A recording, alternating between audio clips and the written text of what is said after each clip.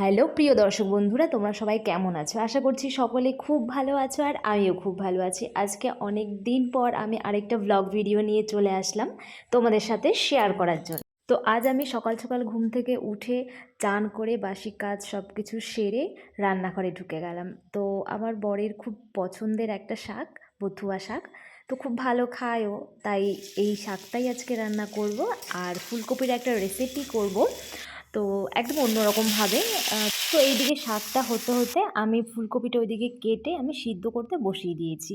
ফুলকপির রেসিপিটা কিন্তু আমি আলাদা করে ভিডিও করে শেয়ার করবো তোমাদের সাথে অবশ্যই, তাই আমি অল্প কিছু ক্লিপস নিয়ে তোমাদেরকে দেখাচ্ছি। মানে আজকে আমি বেশি কিছু রান্না করছি না, আজকে ফুলকপির তরকারি করছি আলু আর টমেটো দিয়ে। তাছাড়া বেগুনি করব, বেগুনিটা এখনই ভাজবো না, লাস্টে ভাজবো, নয়তো এখনই ভাজলে নেতিয়ে যাবে। আর এদিকে ফুলকপিটা হয়ে আসছে, তো এটার মধ্যে আমি লাস্টে ম্যাগি মশলা আর গরম মশলা দিয়ে নামিয়ে দেবো। আর আমি কিন্তু ভাতটা লাস্টেই বসাই, কারণ হলো কি শীতের দিন বলে ঠান্ডা হয়ে যাবে, আর বরকে গিয়ে দিয়ে আসতে হবে ভাত, তো যেতে যেতে ভাতটা ঠান্ডাই হয়ে যায়। তাই আমি একদম লাস্টে বসাই ভাতটা, যেন একটু গরম গরম থাকে। তো ভাতটা বসিয়ে আমি রান্নাঘরটা পরিষ্কার করে নিচ্ছি, কড়াইটা ভালো করে মেজে নিলাম। তো মাজা টাজা হয়ে গেছে, রান্নাঘর পরিষ্কার করা হয়ে গেছে।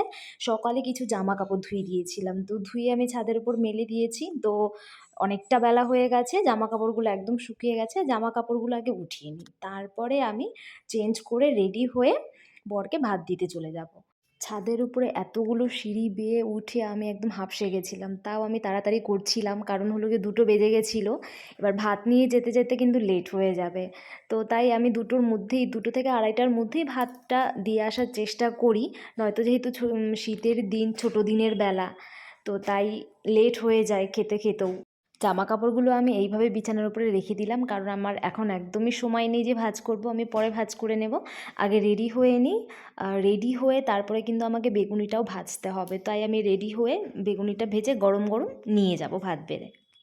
তো রান্নাটা করেই আমি হাত পা ধুয়ে আগে চেঞ্জ করে নিয়েছিলাম। এখন আমি মুখে ক্রিম ট্রিম দিয়ে ভালো করে চুলটা আমি আঁচড়ে নিচ্ছিলাম। আর আমার এত হেয়ার ফল হচ্ছিল, মানে কি বলবো তোমাদের, কি কারো এত হেয়ার ফল হয় দেখো এই সিজনে। তো আমি একদম রেডি হয়ে গেছি, রেডি হয়ে এবার রান্নাঘরে যাই, কারণ রান্নাঘরে গিয়ে আমাকে কিন্তু বেগুনিটা ভাজতে হবে। তো এদিকে আমি সব কিছু রেডি রেখেছিলাম, বেগুন কেটে, আর ওইদিকে বেসনটাও গুলে রেখেছিলাম। এবার আমি এক এক করে তাড়াতাড়ি করে ভেজে তুলবো। আমি শুধু ওর জন্যই আগে চারটা ভেজে নিচ্ছি, কারণ বেশি সময় নেই আমার কাছে। এইদিকে আমার ভাতও বাড়া হয়ে গেছে, ভাত বেড়ে আমি সব কিছু নিয়ে এবার চললাম বরের কাছে খাবারটা দিয়ে আসতে।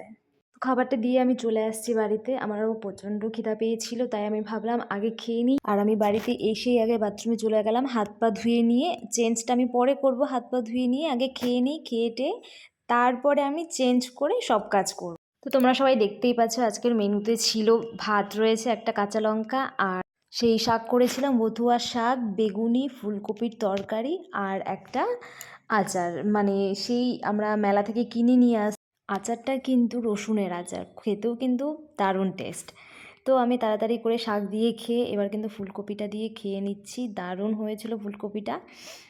মানে আমি রান্না করছি বলে না, মানে রেসিপিটা আমার কাছে নতুন, এরকমভাবে আমি কোনোদিনও রান্না করিনি, বেশ ভালো লাগছিল। দেখো একদম থাল পরিষ্কার করে খেয়ে নিয়েছি আমি। খাওয়া দাওয়ার বড় রেস্ট করব। হ্যাঁ, রেস্ট করাই যেতে পারতো, কিন্তু আমি করিনি, কারণ জামা কাপড়গুলো ধুয়েছিলাম, তো সেগুলো গোছাতে হবে, তাই আমি আগে বিছানার চাদরটা পেতে নিচ্ছি।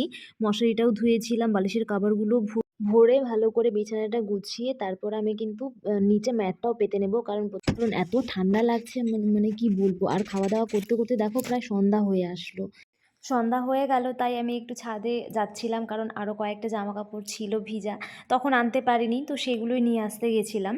তো গিয়ে দেখি আমি প্রায় অন্ধকার অন্ধকার হয়ে গেছে, তো জামা কাপড়গুলো তাড়াতাড়ি আমি তুলে নিচে চলে আসছি। আর সন্ধ্যাও হয়ে গেছে, সন্ধ্যা দিতে হবে। তো টাটা বাই বাই। আমার এই ব্লগটা তোমাদের কেমন লাগলো আমাকে কিন্তু অবশ্যই জানাবে।